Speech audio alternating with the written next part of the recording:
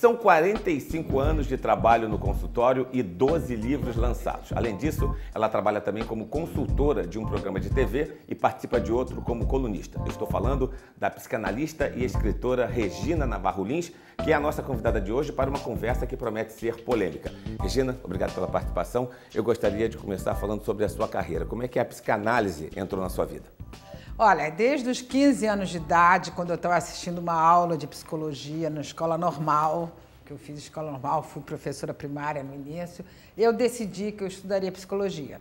Fiz psicologia, fiz especialização clínica e fiz formação psicanalítica, comecei a atender no consultório, né, há muito tempo, 45 anos. Mais de 20 e poucos anos para cá, 25, eu comecei a sentir que meus pacientes sofriam muito por questões relacionadas a amor e sexo e resolvi me aprofundar nessa área. Então, desse tempo para cá, quer dizer, há pelo menos 25 anos, eu trabalho mais com relacionamento amoroso e sexual. Tive coluna em jornal, programas de rádio, tenho esses 12 livros, são todos sobre relacionamento amoroso, porque eu tento contribuir para uma mudança na forma de pensar e viver, para que as pessoas possam aproveitar melhor a vida, né? Viver melhor, né? Sem tantos preconceitos, sem tantos medos, né? Fazendo uma pesquisa sobre a sua biografia na internet, descobri uma citação que me chamou muita atenção. Você diz que as pessoas se apaixonam pela paixão e que acabam não tendo uma relação real com elas mesmas. Isso é uma regra na sociedade? Isso é uma coisa que faz parte do amor romântico, né? O amor romântico, de cada época, cada período da história, o amor se apresenta de uma forma. O amor romântico, esse que povoa as mentalidades, que todos anseiam por ele, começou no século XII, mas nunca pôde fazer parte do casamento. As pessoas não podiam casar por amor, as famílias escolhiam, né, o marido, a esposa e tal, por interesses econômicos, políticos. No século XIX, o amor romântico passou a ser uma possibilidade, mas entrou para valer a partir de 1940, quando todos começaram a querer casar por amor, incentivados pelo filme de Hollywood. O amor romântico, ele é calcado na idealização, você idealiza uma pessoa, atribui a ela características que ela não possui, e ela tem outros ideais e expectativas. Então, que os dois vão se completar, que nada mais vai faltar, que vai haver uma fusão entre os amantes, que um vai ter todas as necessidades atendidas pelo outro, que quem ama não tem desejo por mais ninguém. Então, é um amor que causa muita exaltação. Então, o que a gente observa é que uma das características do amor romântico é que as pessoas amam estar amando, se apaixonam pela paixão, porque causa uma excitação, né? E uma exaltação também, que desde cedo nós somos condicionados a desejar viver, né? Numa época em que as pessoas se dizem tão abertas para o novo, por que se briga tanto e se discute tanto a fidelidade? O amor romântico, porque é muito importante a gente entender o amor romântico, até entender o que está acontecendo com ele para estarem surgindo essas novas formas de amar, né? O amor romântico, como ele prega que um só tem olhos para o outro, né? Que vai haver uma fusão, os dois vão se transformar num só. Claro que a exclusividade fica sendo uma característica fundamental desse tipo de amor.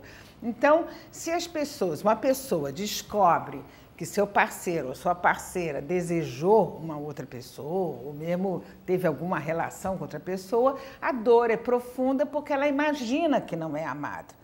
Então, mas agora, o amor romântico está dando sinais de sair de cena.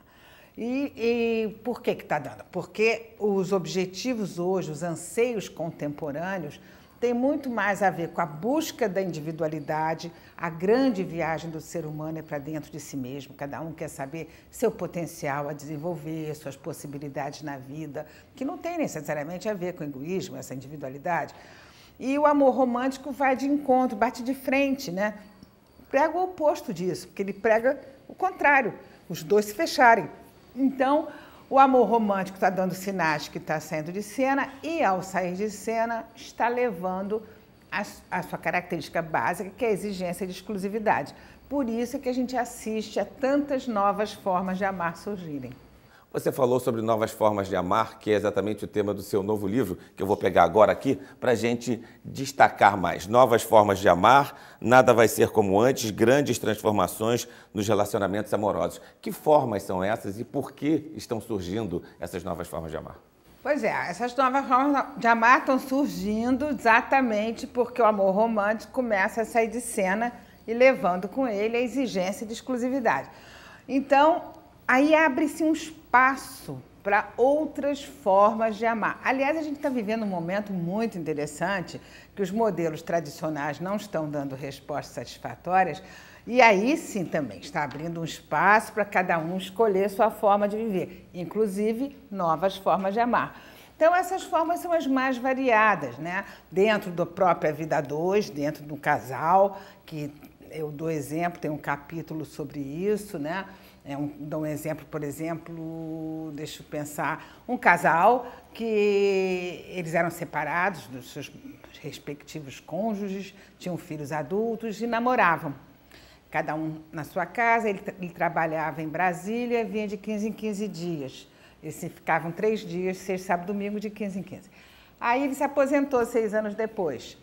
Todo mundo imaginava que aí eles iam ficar juntos, mas eles se encontraram e resolveram continuar do mesmo jeito, se encontrando de 15 em 15 dias e já estão há 3 anos assim, quer dizer, estão 9 anos no total e muito satisfeitos de ter um fim de semana livre a cada 15 dias e não se falam nos intervalos.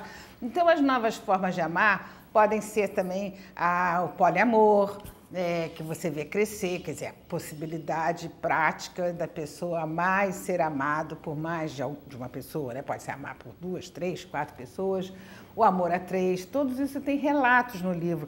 Eu entrevistei muitas pessoas e recebi muitas mensagens, além dos casos de consultório, são depoimentos que eu vou dando no livro, né? E na área sexual também, você observa uma coisa que é nova, relativamente nova, que é o sexo a 3.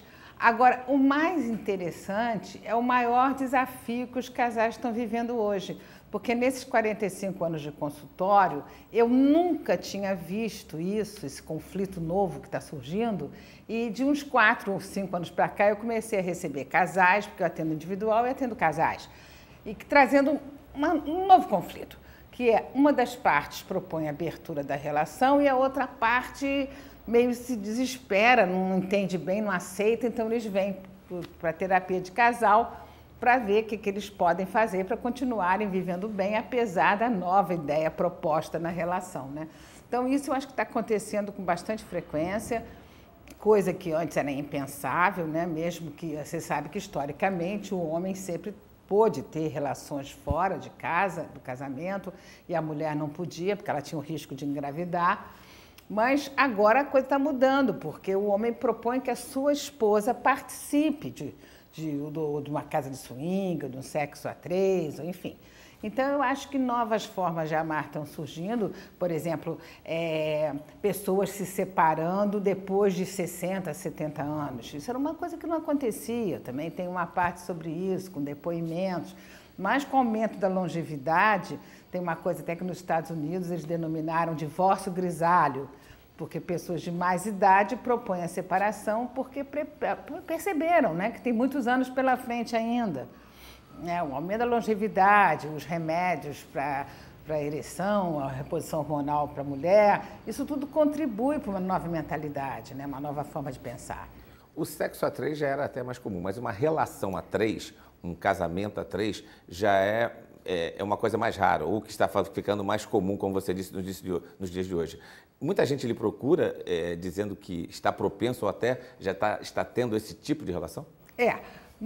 O que procuram mais, o que mais as pessoas dizem é a necessidade de abrir a relação, de cada um poder transar com quem quiser, sem controle, isso é o que mais procuram.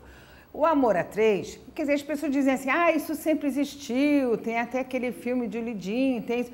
Sempre quando eu aponto as mudanças, eu aponto no sentido de que acredito que elas irão predominar um dia, porque tudo sempre existiu, né? Mas não predominava. Hoje, por exemplo, ainda predomina um casal querer se fechar numa relação a 2. Mas eu acredito que daqui a algumas décadas menos pessoas vão desejar se fechar numa relação a dois e mais gente vai optar por relações mais livres, né? Ou múltiplas e tudo mais. Então, o amor a três não é a coisa que as pessoas mais procuram, embora eu tenha entrevistado alguns trisais, né? 3 pessoas. Esse que está no livro é um rapaz de 27, com uma moça de 29 e outra de 22, eles não moram juntos, mas namoram, se gostam muito, transam os 3 às vezes 2 a 2. Então, eu acho que todas as mudanças. Agora, é importante que as pessoas reflitam sobre isso, porque o sofrimento a respeito do amor e do sexo é muito grande, né? Quer dizer, as pessoas sofrem com seus desejos, fantasias, medos, culpas, frustrações e poderiam viver muito melhor, poderiam sofrer menos, né? Não há necessidade desse sofrimento todo. Por isso é que eu sempre digo que é fundamental que todos reflitam sobre as crenças aprendidas, sobre os valores aprendidos, para tentar se livrar do moralismo e dos preconceitos, né? Agora, para você refletir tudo que você aprendeu e se livrar dos preconceitos, é preciso ter coragem, né? Isso é muito importante. Existe ciúme numa relação a 3? Olha, eu acho que depende, né? O ciúme, a gente foi condicionado a sentir ciúme, né? E tem gente que diz, mas a criança pequena sente, é da natureza. Não, não é da natureza. A criança pequena porque se a mãe desaparecer, a criança morre. Ela precisa de cuidados físicos, cuidados emocionais, mas o adulto não. Mas a gente vive numa cultura que prega que você tem que encontrar a pessoa certa, que você tem que encontrar a sua alma gêmea. E aí as pessoas na vida adulta, elas reeditam inconscientemente, sem perceber, aquelas necessidades infantis. Então elas jogam tudo em cima da pessoa que apareceu na sua vida, né, dessa relação amorosa, e se torna ciumenta, possessiva, controladora, como a criança pequena era com a mãe. Agora, o ciúme, para mim, eu vejo como um mecanismo que a gente repete, aprendeu, mas que já poderia ser abandonado porque não faz sentido, né? Quer dizer, então, muitos mecanismos a gente tinha que deixar de lado. Agora, a reflexão é fundamental. Tem pessoas que acham que se o parceiro ou a parceira não tem ciúme, é porque não ama. Né? Já vi gente chegando, acho que o meu marido não me ama porque ele não tem ciúme, a minha namorada não me ama. Então, você vê como o condicionamento cultural é tão forte que você chega à idade adulta, você não sabe mais o que você deseja de verdade ou o que você aprendeu a desejar, né? Então, quem é mais ciumento, o homem ou a mulher? Olha, historicamente, sempre foi o homem, porque o homem não tinha perigo de gravidez, então era muito aceito, sempre foi muito aceito, diziam, isso é coisa de homem. Então, o homem podia ter relações fora de casa. No século XVIII e XIX, os homens todos iam para o bordel, quer dizer, as mulheres tinham que ser castas e puras no século XIX, então, e as mulheres dormiam com uma camisola, né, com o marido, tinha um furo no camisola, onde ele podia penetrá-la, mas existia toda uma excessiva repressão sexual. Então, mas os homens se davam uma desculpa, o homem é assim mesmo, é da característica do homem e tal. E quando surgiu a pílula e as coisas começaram a mudar, as mulheres que antes aceitavam que os homens tivessem suas experiências fora de casa, passaram a exigir exclusividade também. Mas o que a gente vê é que hoje o número de mulheres que têm relações fora do casamento é praticamente o mesmo que o número de homens. Então fica difícil dizer. Eu vejo o ciúme quase como que um cacuete, uma insegurança, porque se você pensar assim, quem é o ciumento, né?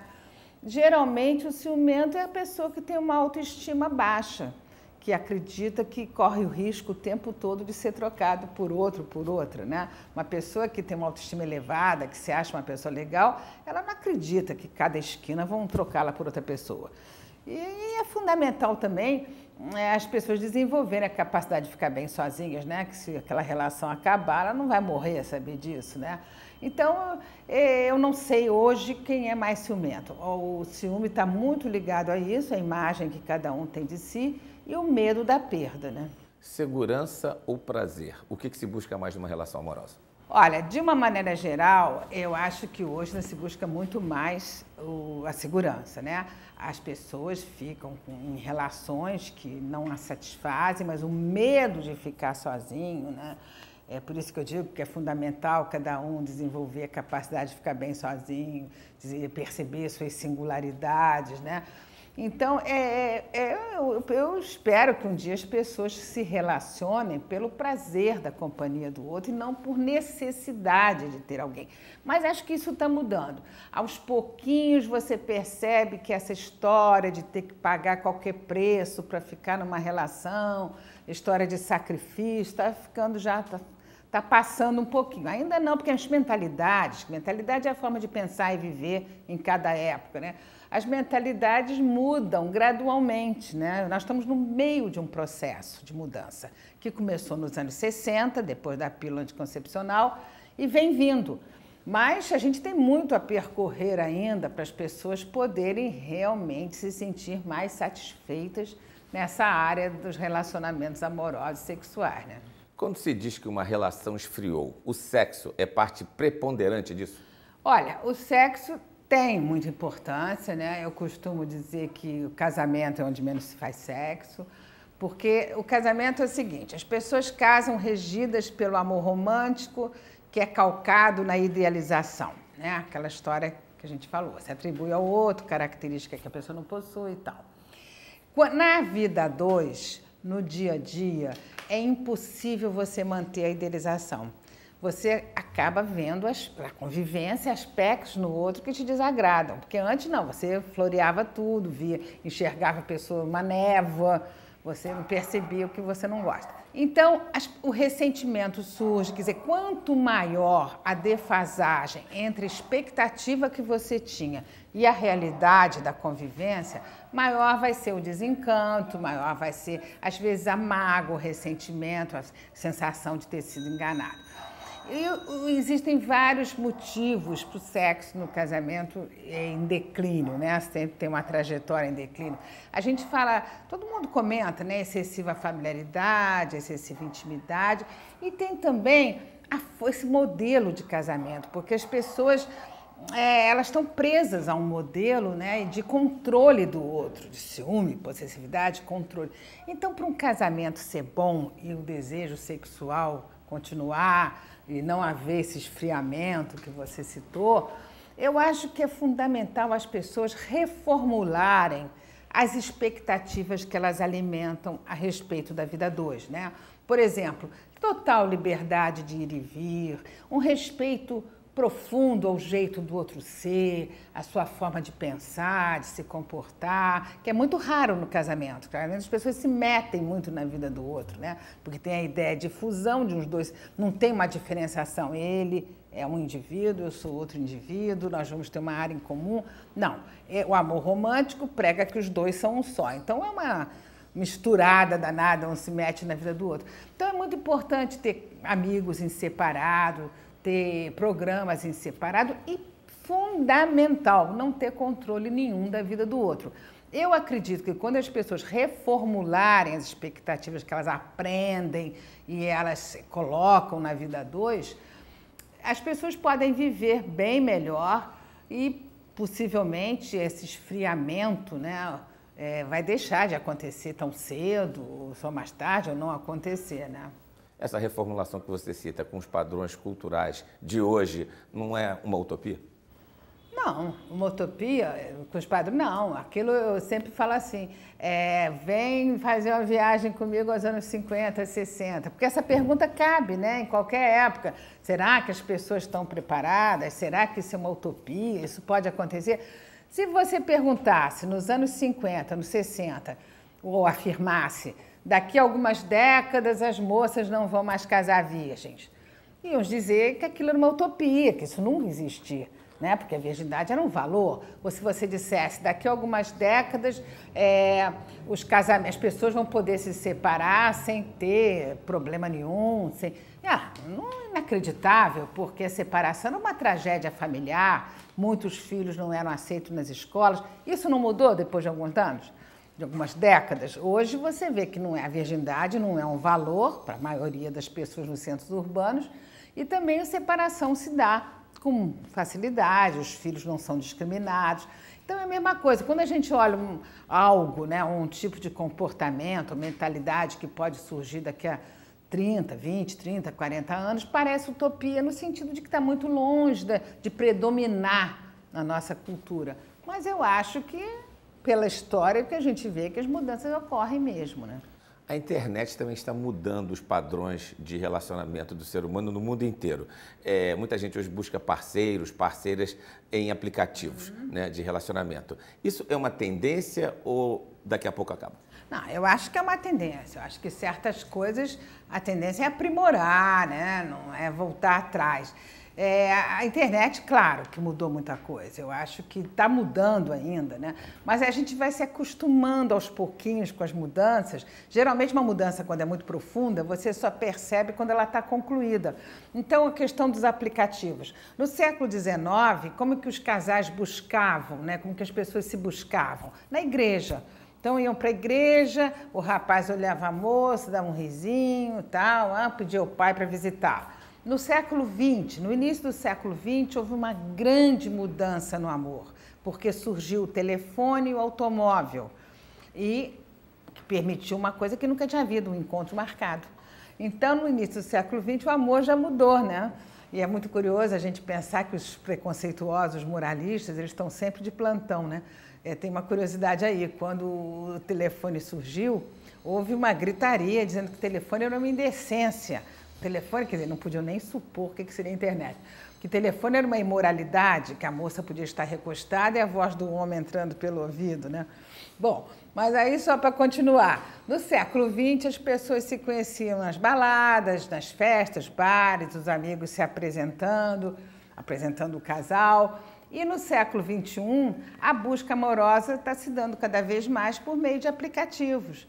Que é uma coisa muito interessante, nos Estados Unidos, 35% dos casamentos são feitos por aplicativo, as pessoas se conheceram por aplicativo. Eu queria te agradecer por essa participação, nosso tempo está esgotando, mas queria que você deixasse uma mensagem para as pessoas que estão acompanhando essa entrevista até agora, porque, como você mesmo disse, há muita dificuldade de se entender as relações amorosas, há muito ciúme, há muita briga e desprazer, quando, na verdade, não deveria existir isso.